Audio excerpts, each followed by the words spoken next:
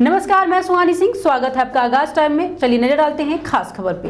लखनऊ स्थित समाजवादी पार्टी कार्यालय में अखिलेश यादव ने महिला सभा के साथ अहम बैठक की। इस दौरान उन्होंने बीजेपी सरकार पर तीखा हमला बोलते हुए कहा कि मौजूदा सरकार में महिलाएं और बच्चियों पर अत्याचार तेजी से बढ़ रहा है। उन्होंने ऐलान किया है कि सपा सरकार बनने पर स्त्री समृद्धि सम्मान योजना लाई जाएगी, जिसके तहत गरीब महिलाओं को 3000 रुपए मासिक सहायता दी जाएगी। अखिलेश ने कहा कि महिलाओं की सुरक्षा के लिए 10-90 को और मजबूत किया जाएगा। साथ ही चुनाव आयोग और पुलिस प्रशासन पर पक्षपात के आरोप लगाते हुए उन्होंने मेरठ और कुंदरकी के चुनाव में गड़बड़ी की भी बात उठाई।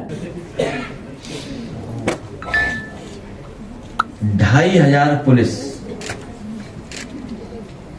पूरे उत्तर प्रदेश को पिछले लगभग 9 साल से खेलम खेला कर रही है। 2500 आप पता कर लो, 2500 है केवल।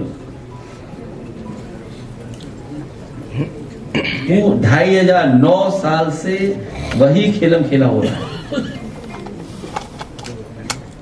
ये जो नई भर्ती हुई है यूपी सिपाही भर्ती, इसमें जो नए रंगरूट है वो जब अपने पुलिस लाइन पहुंच रहे हैं, घर से निकल रहे हैं तो रील बना रहे हैं और इसको लेकर पुलिस विभाग ने उनको निर्देशित किया है।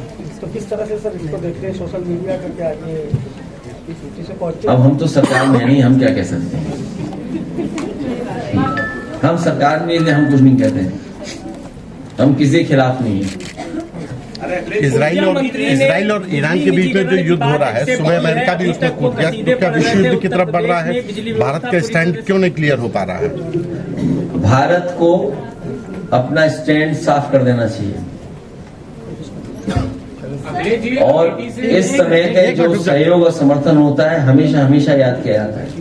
इसी मैंने कहा, मित्र की पहचान बुरे समय पर होती है, अच्छे समय पर तो सब मित्र हैं। जी, अमेठी से एक वीडियो आ रहा है जिसमें सरकारी जो बोरियां, अनाज की जो बोरियां हैं उनमें मिट्टी निकल रही है। बताओ, 9 साल बाद आया वीडियो, ये तो पहले ही साल आ जाना चाहिए था। इतना लेट क्यों आया? उस आदमी ने क्यों लेट भेजा? इस पर कार्रवाई होनी चाहिए। जिसने बोरी में चोरी या बोरी में मिलावट, बताओ बोरी में चोरी कब से चल रही है? पहले 5 किलो, फिर 5 किलो। और याद है आपको, महंगाई समझाते थे कि पार्ले जी का बिस्किट कितना बड़ा होता था, पैकेट कितना बड़ा होता था, याद कीजिए। अब कितना बड़ा पैकेट मिलता है, लेकिन सब जानते हैं ये सब महंगाई और मुनाफे का चक्कर है। जैसे जैसे महंगाई बढ़ रही है वो कंपनियां अपना मुनाफा नहीं कर रही कम। और ये जो बोरी की चोरी और बोरी की मिलावट, ये पहले दिन से हो रही है। जिस तरह विभागों में झगड़ा है, मान लो किस मंत्री जी के पास है ये विभाग, किसके पास है विभाग? शर्मा जी के पास, सतीश शर्मा। उन्हीं पे कुछ मत, एक शर्मा। सब बिक जाएगा, देख लेना, आप यकीन मानिए, सब बिक जाएगा। कितना मना करें बताओ? प्लासियो मॉल मना किया, वो बिक गया। उनके ही डिप्टी सीएम ने चिट्ठी लिखी कि गलत बिका है। याद कीजिए आप लोग, जब प्लासियो मॉल बिका तो उन्हीं के एक डिप्टी सीएम ने लिखा कि ये गलत बिक रहा है, बिक गया।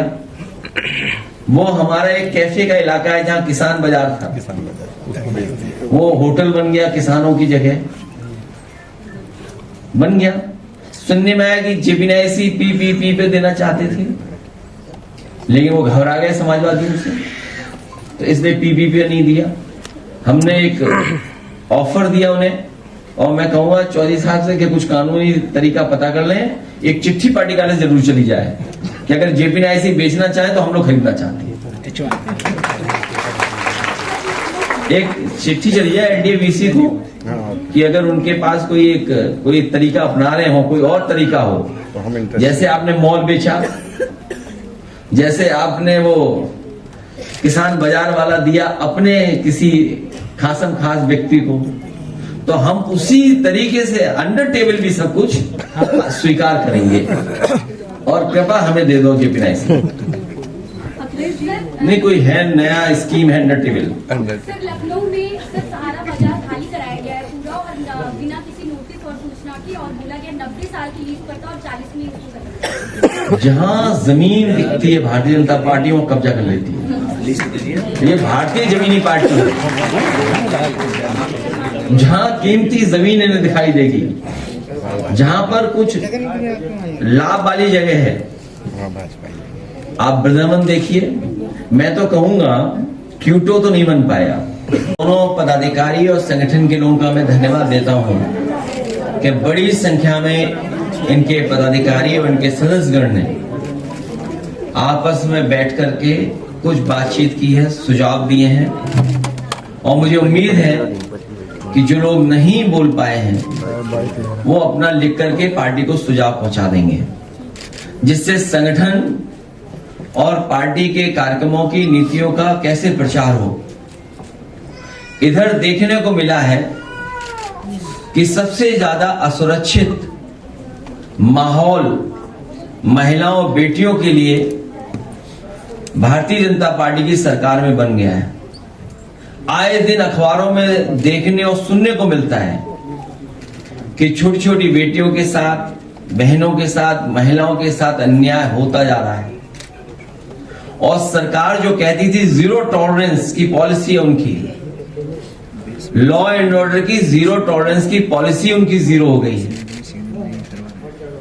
और सही तरीके से काम न करने की वजह से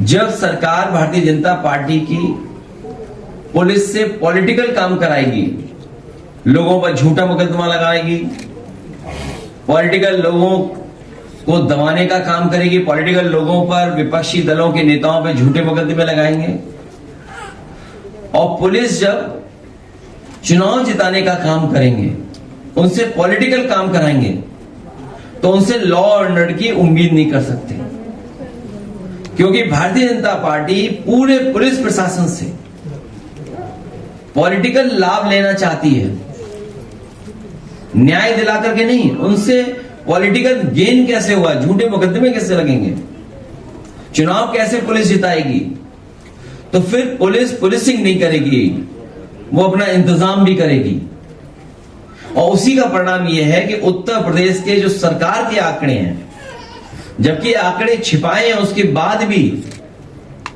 सबसे ज्यादा महिलाओं के ऊपर उत्पीड़न, अन्याय